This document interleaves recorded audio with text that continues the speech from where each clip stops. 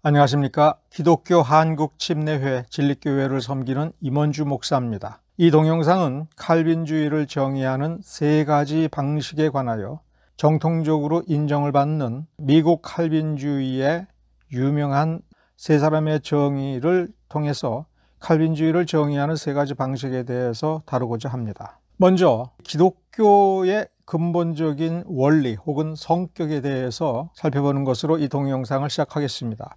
창세기 1장 1절에 다음과 같은 말씀이 있습니다. 태초에 하나님이 천지를 창조하시니라. 하나님이 가라사대 빛이 있으라 하심에 빛이 있었고 라고 하는 이 말씀을 보면 맨 첫 문장은 하나님께서 천지를 창조하셨다라고 하는 선언입니다. 하나님께서 창조를 어떻게 진행하셨는가, 실제로 어떻게 창조하셨는가를 서술하는 문장이 나옵니다. 하나님이 가라사대, 하나님이 이렇게 말씀하시니까 이렇게 되어졌다. 하나님은 단지 말씀하셨는데 그 말씀의 내용이 그 말 자체의 능력에 의하여 그 말씀대로 되었다라는 선언입니다. 신약 성경에 오면 창세기 1장 1절에서 3절이 보여주고 있는 그 내용을 다시 반복하여 우리 구주 예수 그리스도가 어떤 분이냐, 그분은 본래 말씀이셨다. 영혼 속에 거하는 하나님이신 말씀이었다. 그 말씀이 육신이 되어 우리 가운데 거하셨다. 우리는 그 영광을 볼 수 있었다. 우리가 그 영광을 보았다. 우리가 그 영광을 보니 영광이요 은혜와 진리가 충만하더라. 불교는 엄청난 수련을 통해서 자기 준비를 해서 굉장히 높은 수준, 그 수준에 도달할 때 진리를 보게 되고 보는 그 순간 해탈을 하여 열반에 들어간다. 다시 말하면 일반인들은, 보통 사람은 진리를 볼 수가 없다 하는 것입니다. 진리를 보는 즉시 세상을 떠나는 거죠. 그러므로 그 진리가 무엇인지를 말해줄 수 있는 사람이 존재하지 않는 것이 불교라면, 기독교는 진리를 보는 것에서 출발합니다. 진리가 충만하다고 보았어요. 보면서 신앙이 출발을 하고 기독교인으로서의 삶을 시작하기 때문에 진리가 충만한 그 삶을 실제로 추구하여 이룰 수 있고 이루어가는 과정이 기독교인의 삶이라는 뜻입니다. 그래서 기독교는 말씀, 즉 말의 종교인 거예요. 좀 더 살펴보면 예수께서는 내가 곧 길이요 진리요 생명이라고 그랬습니다. 예수를 만나는 건 길을 만나는 것이고 진리를 만나는 것이고 생명을 만나고 누리는 것입니다. 예수를 아는 건 길을 아는 것이고 진리를 아는 거고 생명을 알고 누리는 것입니다. 내가 예수를 이만큼 안다라고 얘기할 때는 진리를 이만큼 안다라고 말을 할 수가 있는 것이고, 생명, 참된 생명에 대해서 이만큼 알고 누린다라고 말할 수가 있습니다. 그러므로 우리는 진짜 기독교다움이 무엇인가, 기독교인다움이 무엇인가에 대해서 전적으로 새로운 각도로 정의를 내릴 수가 있습니다. 우리가 하는 말이 우리의 정체, 우리의 본질을 드러낸다 하는 거예요. 정말 기독교인이냐, 기독교인다우냐라고 하는 것을 따져보려면 우리가 하는 말을 우리가 들여다보면 되는 거예요. 내가 얼마나 변화됐느냐라고 하는 것을 나의 도덕적 행실로만 판단하는 것이 아니라 어쩌면 더 본질적으로 우리가 평상시에 하는 말이 어떤 말이냐, 우리가 하는 말의 그 실체가 예수 그리스도의 그 생명력, 그 진리를 우리에게 전가해주고 공급해주고, 그래서 우리가 그 생명을 누리고 진리를 누린다면 우리의 본질이 바뀌고 바뀌는 만큼 우리의 말로 그것이 드러난다. 그래서 우리가 하는 말의 본질, 우리가 하는 말의 품격을 잘 따져보면 우리가 어떠한 그리스도인인지, 그리고 우리가 기독교 신앙을 얼마나 충실하게 추구해 왔는지가 거기에 드러난다. 우리의 말에 드러난다. 그래서 우리가 기독교인다운 기독교인, 참된 기독교인이 되고자 한다면 우리의 말이 성경에 기록된 말의 그 품격, 그 본질과 얼마나 일치하고 닮아져 가느냐를 볼 줄을 알게 되면 볼 수 있다. 그런 결론에 도달할 수가 있습니다.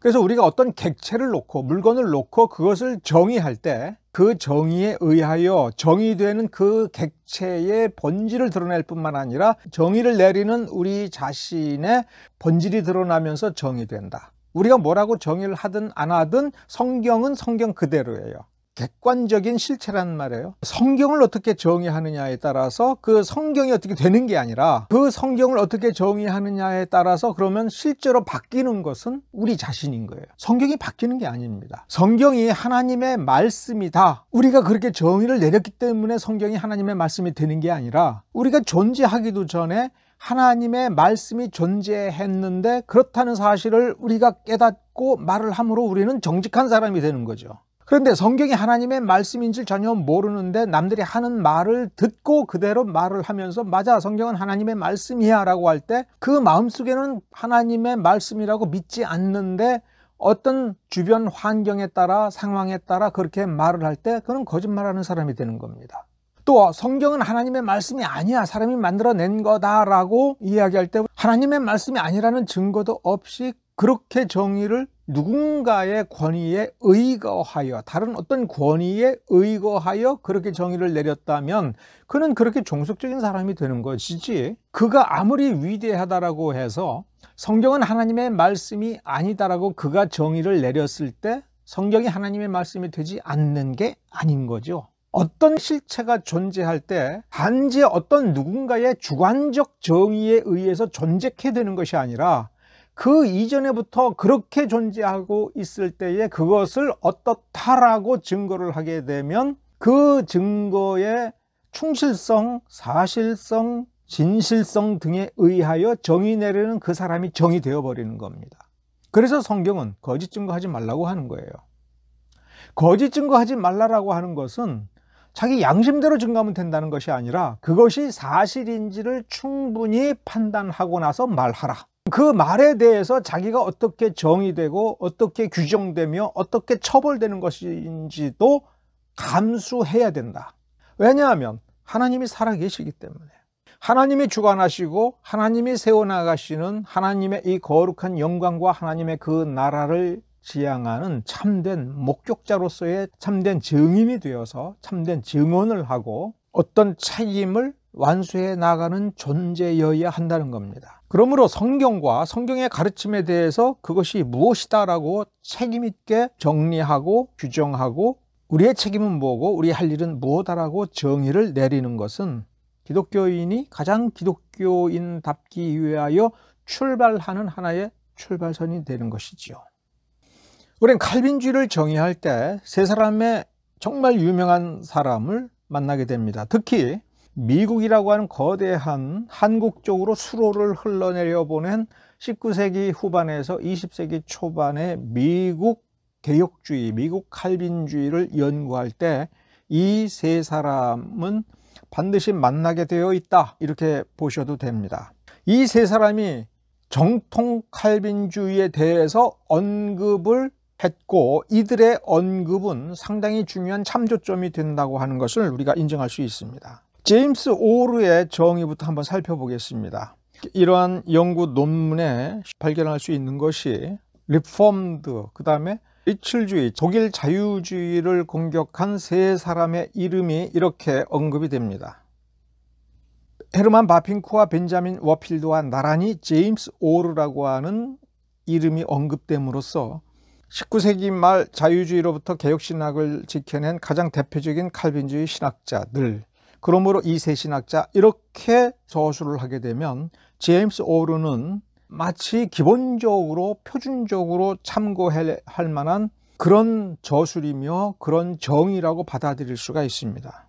이것은 제임스 오르에 대한 위키백과의 내용입니다. 스코틀랜드 장로교 목사고 교회사 및 신학교수였고 복음주의 교류에 영향력 있는 옹호자고 The Fundamentals, 즉 근본주의의 출발점인 Fundamentals라고 하는 간행물의 기고자였기 때문에 그는 개혁주의자이면서도 성경의 영감과 무엇을 옹호한 정통파 수준 있는 칼빈주의자라고 판단할 수가 있습니다. 그는 분명 스코틀랜드 태생입니다. 19세기 말 글라스고우 대학에서 박사학위를 받았고 연합장로교 이렇게 되어 있는데 이것은 미국 연합장로교가 아니고 스코틀랜드 연합장로교입니다. 그래서 스코틀랜드 연합장로교와 프리 처치 오브 스코틀랜드, 스코틀랜드 자유교회가 통합하는 데에 핵심적인 역할을 했다. 변증학과 신학 교수직을 했으니 칼빈주의에 대해서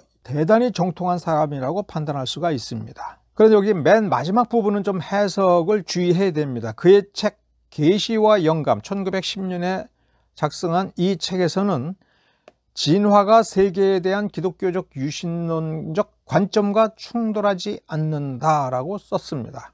이 자체만을 놓고 보면 여러 가지로 해석할 수가 있습니다만은 실상은 제임스 오르를 유신 진화론, 엄격한 개혁주의적이고 복음주의적 보수적 입장에 섰으면서도 하나님의 창조론을 주장하면서도 이 창조론과 진화론이 충돌되지 않는다라고 하는 유신 진화론의 형태를 제시했다라고 하는 내용입니다. 의문이 가죠? 엄격한 창조론을 주장할 수밖에 없는 개혁주의 정통파가 어떻게 진화론과 이 창조론이 충돌되지 않는다라고 생각할 수 있을까?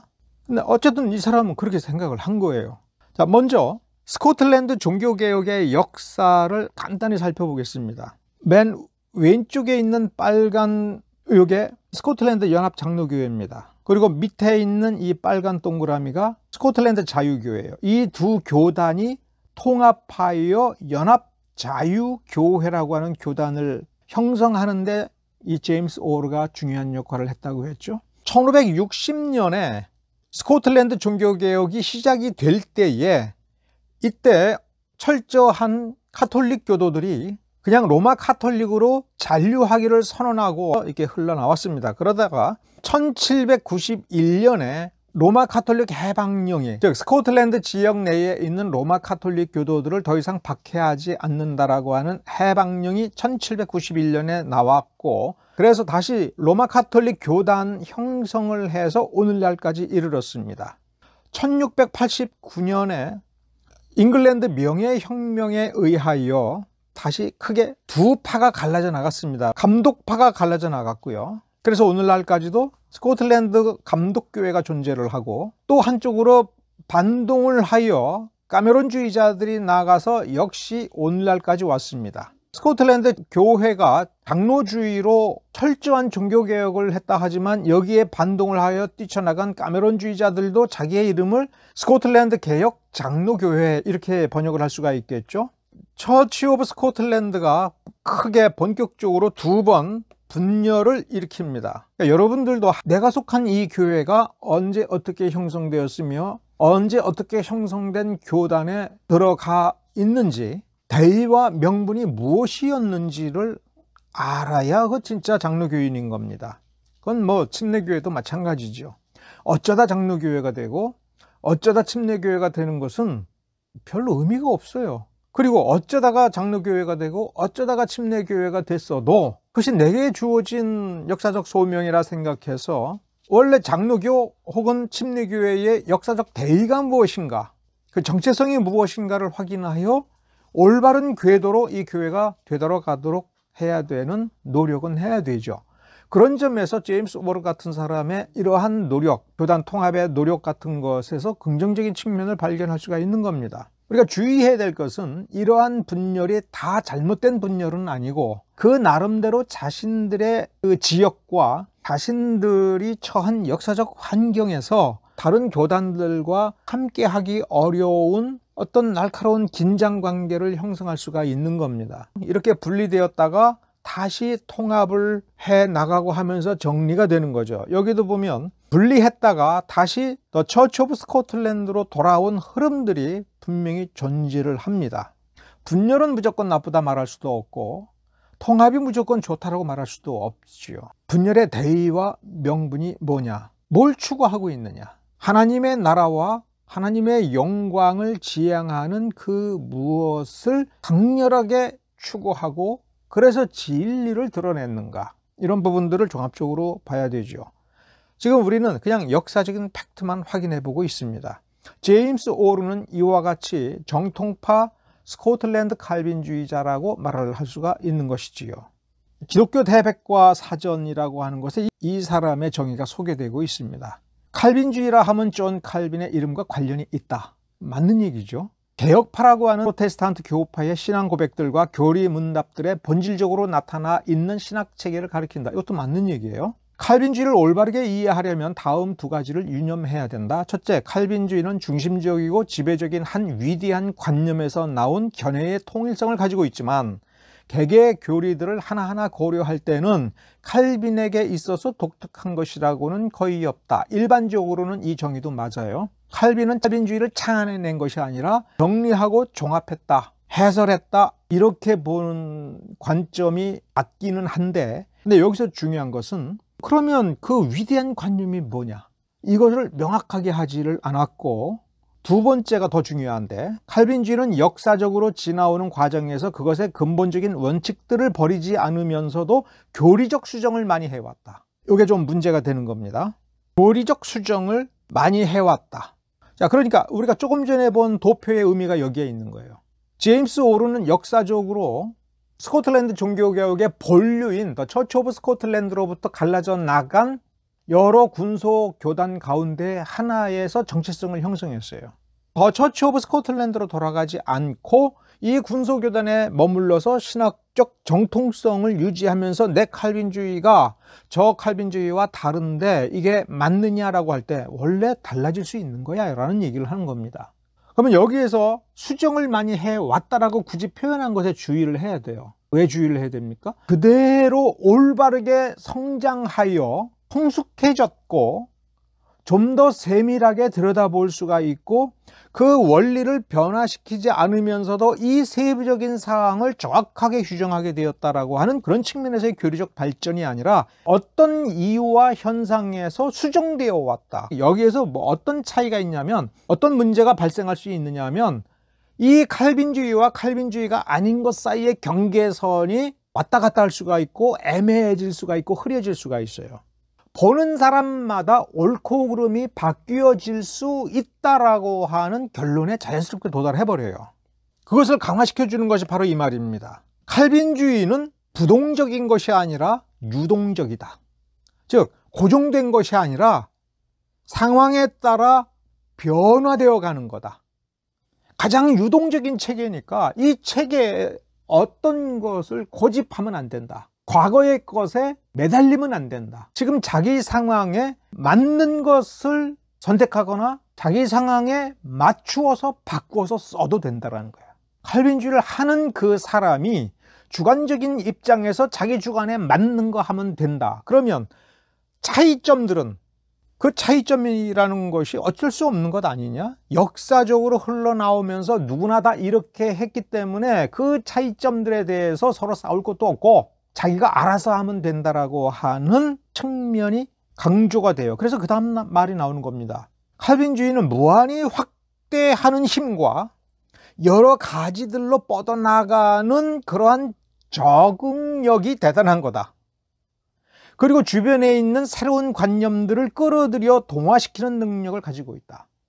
그러니까 요 마지막 요 부분에서 진화론이라고 하는 것이 19세기에 신학적으로 문제가 딱 되었을 때 그거를 받아들여서 창조론과 진화론이 그냥 같은 거다 이렇게 생각할 수도 있는 거다.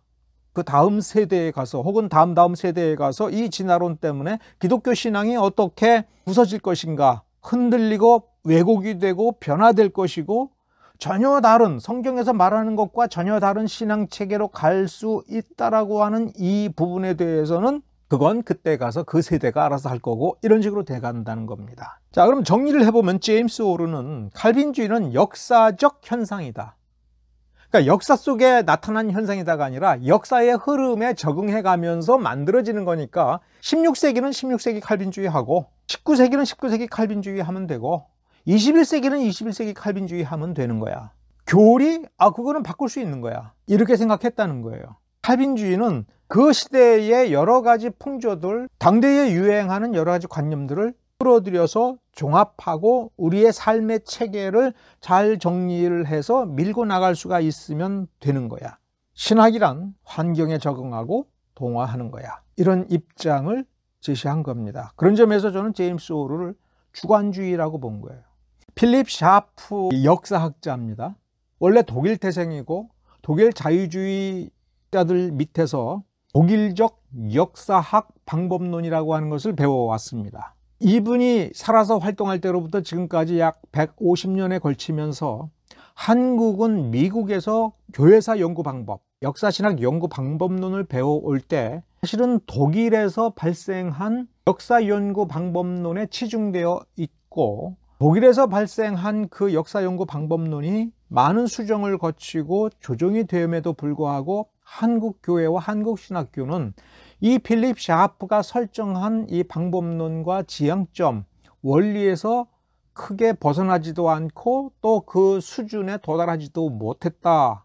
그런 점에서 우리 한국교회의 목사들과 신학자들이 보는 역사 통찰력은 이 필립 샤프의 테두리 안에 있는 거예요. 크리즈 오브 크리스텐덤 제1권 211쪽에서 219쪽 사이에서 칼빈주의를 설명할 때 이런 식으로 정의를 내리는 겁니다. 제가 좀 정리를 했어요. 칼빈주의는 가톨릭주의에 반대하는 개신교파의 두 주요 부류 중 하나다, 이렇게 정의를 한 거예요. 칼빈주의는 뭐다라고 할 때 칼빈이 등장할 그때의 중세 서유럽 신학의 흐름에, 그리고 그 교회가 가지고 있었던 그 누적되어 왔던 역사적 사상 혹은 신학 기조의 반발을 일으켜서 떨어져 나온 두 개의 주요 교파 부류 중 하나다. 그 원리에서의 차이점은, 루터주의는 인간론, 인간의 구원의 문제로부터 출발해서 신론을 지향하는 특색이 있는 반면에 칼빈주의는 신론으로부터 출발해서 구원론으로 간다라고 하는 상반된 원리 때문에 이 두 개는 같아질 수가 없다. 통합하려고 했지만 통합이 안 된다. 왜? 둘 중에 하나가 자기 것을 포기해야 되는데 포기가 안 되는 거죠. 동에서 서로 가는 것과 서에서 동으로 가는 것을 종합을 하면 가운데에 무슨 중립적인 원리가 나와야 되는데 이건 나올 수가 없는 구조예요. 정면 충돌밖에는 없는 거다. 필립 샤프는 루터주의와 칼빈주의의 이 원리의 차이가 결정적으로 교리적으로 드러나는 한 부분이 있는데 그게 성례전주의다. 그래서 저는 이것을 상대주의라고 언급을 하는 겁니다.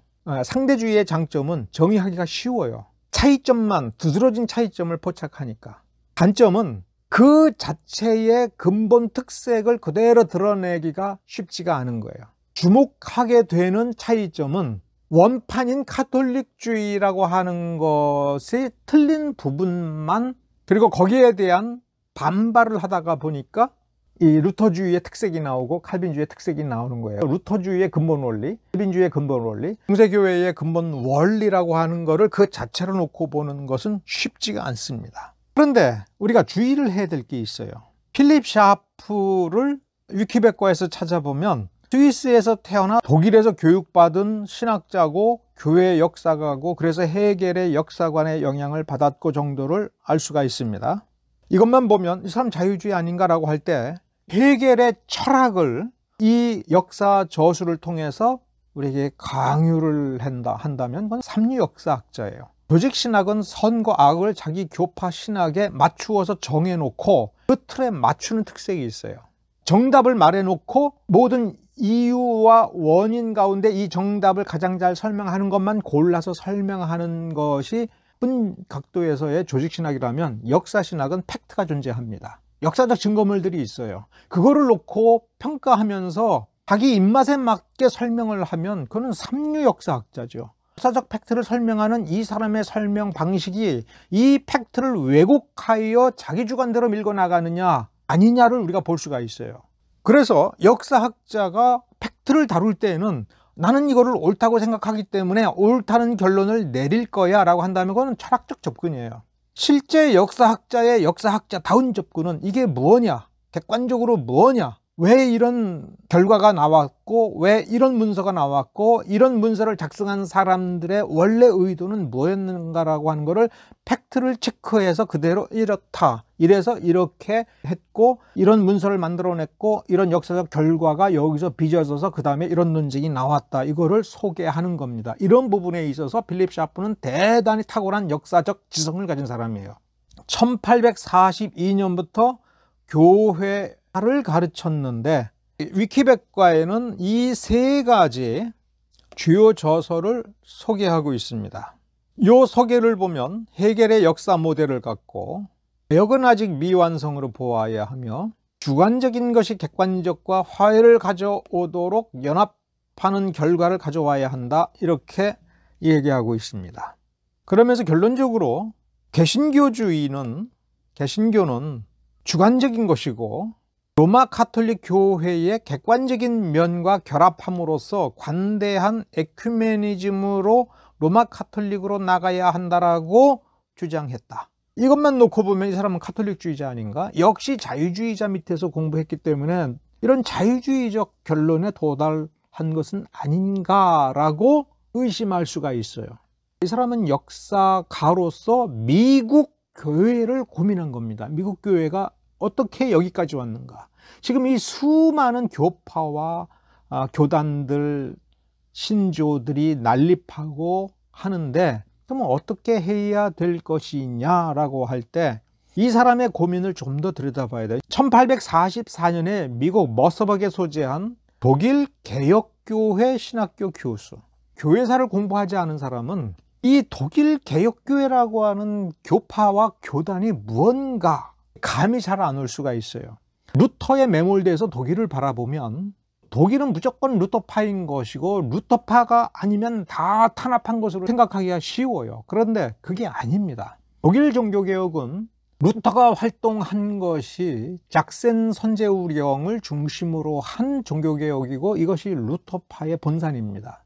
그 북부의 오늘날 베를린을 중심으로 한 그 다음에 프로시아 이쪽은 루터의 영향력이 들어가지를 않았고 프랑스 쪽과 경계선을 맞닿고 프랑스적, 불어적 영향을 받은 독일 지역은 그리고 스위스 브로크원, 제네바 종교개혁의 영향을 받아서 이 하이델베르그 같은 경우에 칼빈주의가 들어갔습니다. 그 역사적 후예들, 신학의 후예들이 미국으로 건너가서 독일 개혁교회를 이룹니다. 그러니까 독일 개혁교회가 있고요, 프랑스 개혁교회가 있고, 스코틀랜드 개혁교회가 있고, 잉글랜드 개혁교회가 있다, 아일랜드 개혁교회가 있다, 이렇게 생각을 하시면 됩니다. 미국 머서벅에 소재한 독일 사람들이 세운 신학교회, 그런데 그 신학적 전통은 독일 개혁주의, 거기 교회사 교수로 오게 됐습니다.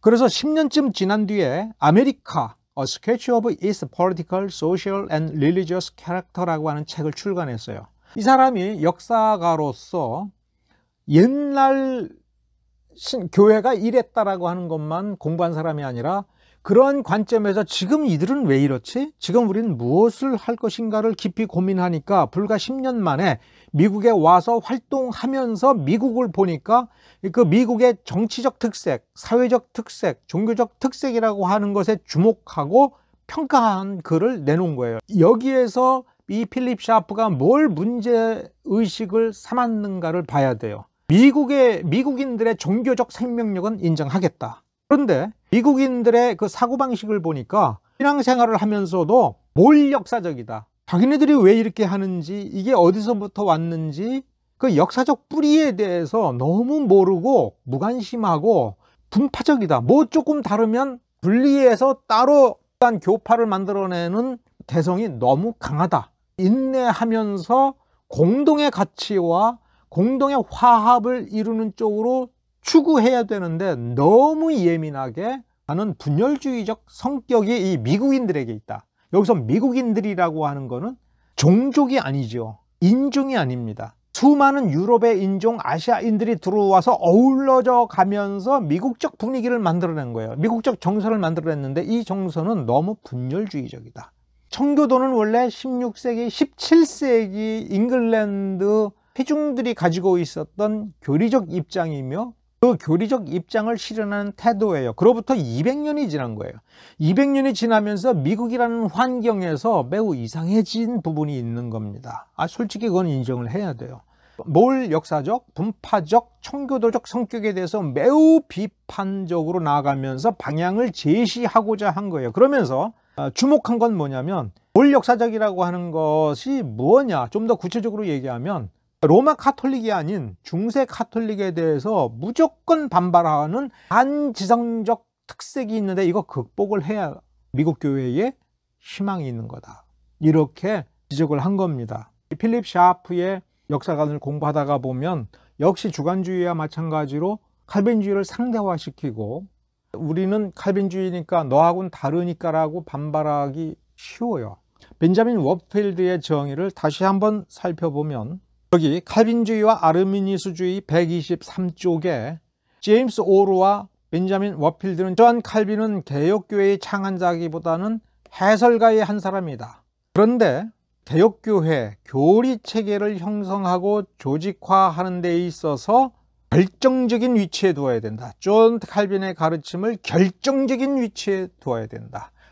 이 말이 무슨 뜻이냐면 개혁주의는 칼빈이 소개한 원리와 테두리 안에 머물러 있어야 된다. 칼빈주의를 고도로 발전시키고 교리를 세밀하게 하더라도 칼빈의 울타리를 벗어나면 안 된다. 이 원리를 받아들이고 이 정의를 받아들이게 되면 칼빈주의를 내가 어떻게 하든 간에 항상 칼빈의 기독교 강요를 읽어보고 거기에서 설정한 원리와 테두리 안에 내가 머물러 있는지를 봐야 된다는 거예요. 그런 점에서 이것은 엄격주의이며 고전적 정의, 칼빈이라고 하는 이 정의는 고전적이니까 이것에서 벗어나면 안 된다, 이렇게 얘기하는 겁니다. 엄수주의라고 말할 수 있죠. 칼빈주의가 뭐냐라고 정의를 내릴 때 어떤 교리적 특색 이전의 태도에서 교리가 나오는 거다.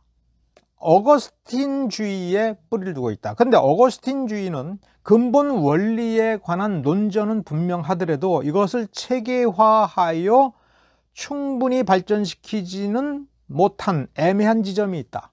근데 이것을 16세기로 와서 보니 어거스틴주의의 그 주요 저술들이 약간의 그 사이사이에 공백이 보인다는 거예요. 이거를 존 칼빈이 완벽하게 발전시켰다. 여기서 이 완벽한이 중요한 거예요. 완벽한 형태로 발전시켰으니까 그 이상의 발전을 도모하면 안 된다. 이게 필드의 엄수주의입니다. 그러면 그 이후의 발전이라는 게 뭐냐? 칼빈 이후의 발전은 칼빈주의를 구성하고 있는 여러 원리들과 교리들이 여러 신조들과 근대 국가들의 삶 속으로 들어가서 거기서 익은 거다, 성숙한 거다라고 하는 관점이에요. 그들의 삶과 어우러지고 그 삶을 빚어내면서 다시 그 고백한 칼빈주의 교리 형태를 고백한 교회들의 공적 신앙 고백으로 나타났고, 그래서 우리가 칼빈주의가 뭐냐 그러면 각자 전통 속에 있는 그 신앙 고백들과 그 신앙 고백을 대표하는 신학자들의 저술 속에서 찾아야 되는 거다. 다시 139쪽에 보면 칼빈주의의 원리가 있고 교리가 있어요. 원리는 마음, 태도로 들어가서 삶을 형성하면서 교리적 입장들이 신앙고백서에 표출이 되는 거예요. 그래서 교리가 뭐냐라고 할 때는 신앙고백서들, 대표적인 신학자들의 저술에서 어떤 교리는 어떠한 내용이며 무엇을 반대하고 무엇을 긍정한다라고 하는 것을 파악해내는 겁니다. 그래서 예정론 뭐 이런 식의 교리들은 칼빈주의의 논리적 귀결이다, 본질적 요소다. 본질을 형성하는 것은 맞는데 결론이 그렇다는 거예요. 그러면 그 출발선은 뭐냐 할 때 하나님 주권 사상이라는 거예요. 하나님은 모든 사상에서 모든 것에서 지존하신 하나님으로서 경외하고 그분의 말씀과 뜻을 준행하는 근본 자세, 이것이 진짜 칼빈주의다라는 얘기입니다. 자, 이거를 좀 더 알기 쉽게 정리한 것이 헨리 미터라는 유명한 미국 칼빈주의 운동가이고 칼빈주의 사상 대계라고 하는 책으로 정리한 정성구 박사의 글에서 찾아볼 수 있어요. 하나님은 최고의 입법자이며 통치자. 따라서 칼빈주의자는 하나님이 창조하셨고 또한 섭리하시는 우주 가운데서 법칙과 질서와 조화의 아름다운 체계를 발견한다. 이 아름다운 체계는 자연의 세계와 은혜의 영역과 인간의 지적 도덕적 생활 영역과 기타 모든 은사의 영역에 분명히 나타나 있다. 하나님은 그렇게 지존자로 존재한다. 따라서 발견한 그 원리대로 살고 그 세계에서 자기 역할을 잘 감당하는 것이 칼빈주의자고, 그 칼빈주의자의 그러한 방법론 속에 칼빈주의가 있는 거다. 이것을 정리하면 이 두 가지가 핵심이죠. 칼빈주의란 하나님 절대주권적, 하나님 중심적 사상체계, 그리고 성경의 객관적 계시성, 성경을 주관적으로 판단해서는 안 되고 그 주관 이전에 먼저 객관적으로 존재하는 하나님의 명백한 말씀으로 존중하는 태도, 이 두 가지가 칼빈주의다. 벤자민 워필드가 지적하고자 하는 건 뭐냐면 중세 카톨릭이 나오기 전 그 뿌리가 초대교회와 어거스틴 신학이에요. 그러므로 루터하고는 상관이 없이 중세 교회 신학과는 상관이 없이 어거스틴주의가 이미 존재하기 때문에 적극적으로 선제적으로 어거스틴주의를 파악하면 우리 칼빈주의를 계속 생명력 있게 유지할 수가 있고, 어거스틴주의의 애매한 부분들이 있는데 그것을 칼빈이 완성했으므로 우리는 칼빈의 기독교 강요라는 테두리 안에 머물러 있으면 된다. 칼빈의 칼빈주의, 이렇게 지금 정의를 하고 그 정의를 엄수해야 된다. 그 정의를 엄수한다는 것은 하나님의 하나님 되심을 우리의 신앙과 신학에서 끝까지 유지한다라고 하는 그런 의미가 있는 겁니다. 성경을 성경답게 보고 신자가 신자답게 하나님을 경외하고 하나님의 말씀을 실천하는 삶을 사는 곳으로 나아가는 것이 온전한 성경적 사상체계, 신학체계를 갖춘 사람의 본연의 모습이다라고 하는 정의가 되는 겁니다. 오늘은 여기까지 다루도록 하겠습니다. 감사합니다.